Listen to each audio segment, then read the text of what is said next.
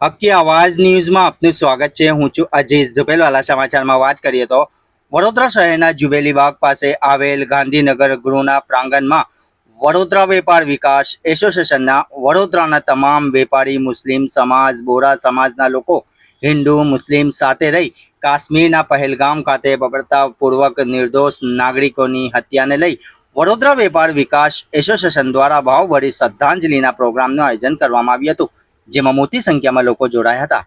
હળીવદ રોઝે બરબ 140 કરોડની વસ્તીમાં જે વસ્તુ ન બને એ વસ્તુ બની।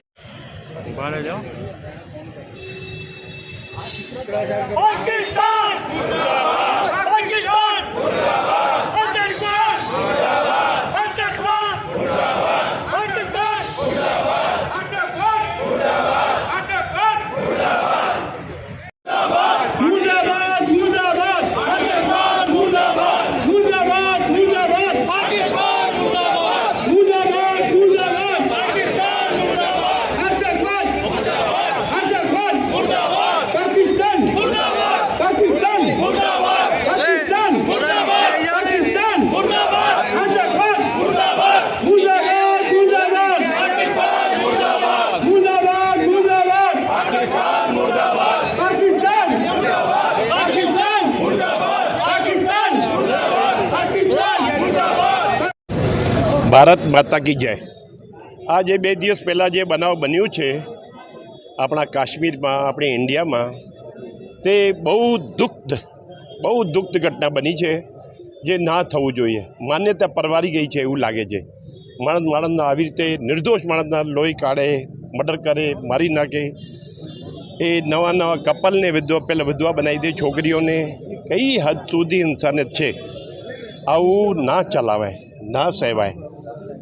એના માટે અમે એટલા આજે દુઃખી પોતાને મહેસૂસ કરીએ છીએ કે આટલા સારા દેશમાં આપણે જન્મ લીધું છે, ભારતમાં, અને આપણે એટલા નસીબદાર છે। નરેન્દ્ર મોદી જેવા આપણા પ્રાઇમ મિનિસ્ટર છે, જે બધાને આખી વર્લ્ડને પહોંચી વળે એવા માણસ હોવા છતાંય આવી ઘટના જો બને ને, એ બહુ દુઃખદાયી છે, જે બહુ ખરાબ વસ્તુ છે। એટલે મારી તો એવી વિનંતી છે કે એમાં સીધું પાકિસ્તાનનો હાથ દેખાય છે। અને આ જે બનાવ બન્યું છે એમાં આપણે હિન્દુસ્તાનમાં હિન્દુ અને મુસલમાનની ઝઘડા થાય એવા આશ્ચર્ય કરવામાં આવ્યું છે। આ જે આપણને સ્પષ્ટ બતાવે છે, પણ આપણે એમાં નથી આવવાનું। આપણે એ જોવાનું છે કે સીધો હાથ પાકિસ્તાનનો જ દેખાય છે। આપણે હિન્દુસ્તાનના મુસ્લિમ અને હિન્દુ ભાઈઓ બધા ભેગા થઈને હળીભળીને રહેવું જોઈએ, સાથે પ્રેમથી રહેવું જોઈએ, અને એનો જવાબ સાથે પૂરા ભેગા થઈને આપવું જોઈએ। બસ એટલી જ મારી વિનંતી છે। જય ભારત, જય માતાજી। મારું નામ જયરામભાઈ શેવાની, કાપડનો વેપારી, વડોદરા હલકાપુરી। ઘટના કાશ્મીરમાં બની છે તે વિશે તેનાથી મુસ્લિમ સમાજ, સમગ્ર મુસ્લિમ સમાજ સખત આઘાતમાં છે, અને કહેવા માટે શબ્દો નથી। આ કામ જે બી દુશ્મનોને કર્યું છે, અમારા હિન્દુસ્તાનના દુશ્મનો, અમારા હિન્દુસ્તાનીઓના જે દુશ્મનો છે, એ દુશ્મનો જે કામ કામ કર્યું છે, એના સખતમાં સખત સજા આપવી જોઈએ।